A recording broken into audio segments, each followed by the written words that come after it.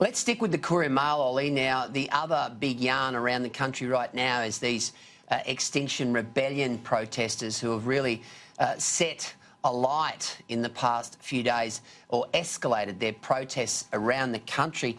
And, of course, the headline on the front page of the Courier Mail is the exclusive Premier to fast-track protester laws. The Palaszczuk government will fast-track laws aimed at sending Extinction Rebellion protesters who chain themselves to roads and bridges to jail. A fed-up Queensland Premier Palaszczuk said last night enough is enough, and she wanted protesters sent to prison.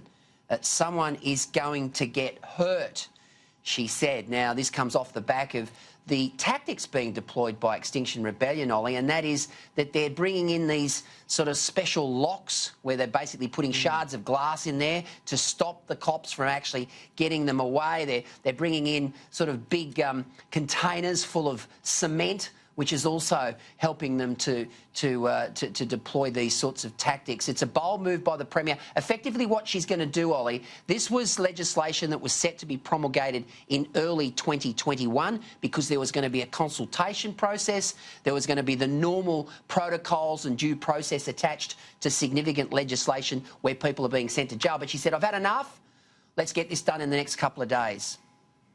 And she must. I mean, the stories that we hear day after day out of Brisbane in particular about basically the CBD being held to a standstill. Obviously, you had some goose in a hammock today off the Story Bridge. That is just very, very dangerous to that particular individual. And the emergency workers, the money that the Queensland government is spending at the moment to enforce the police force are going out there to hold these imbeciles at bay, because that's what they are in the end, Glee. So we've had Extinction Rebellion here in Perth as well this week, and it's actually been quite peaceful. It's been quite peaceful, but they're promising, because I spoke to one of the organisers on 6PR this afternoon, saying we're going to take over the city, we're going to shut down the city on Friday. Now, this doesn't take or sway public opinion with any of these people, I don't believe.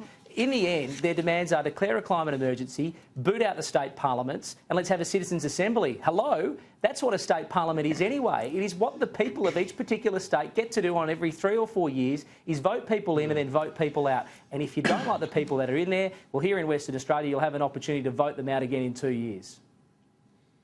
Now, Lisa, the Premier also said she made a plea to the protesters. Imagine if your mother or grandmother was being transported to a hospital with a life-threatening condition and they were held up in these protests because of the dislocation, because of the fact that the CBD streets have been clogged. And that is the fear, that is the concern, that someone will die as a result of this stupidity. Absolutely. And there was a Queensland ambulance boss who was quoted as saying, they're morons. Absolutely, you are absolutely right. Look at this clown up here at the Story Bridge at the moment. Sorry to interrupt, Lisa. Yeah, you're right. I mean, you know, if he fell, he's gonski. Yeah. But not only that, it's our taxpayer money that's going into putting the police out there to patrol the streets. The paramedics are on standby. All of those law enforcement officers, all of the paramedics have much better things to do than to be on the streets patrolling this rampaging mob who really should be out there.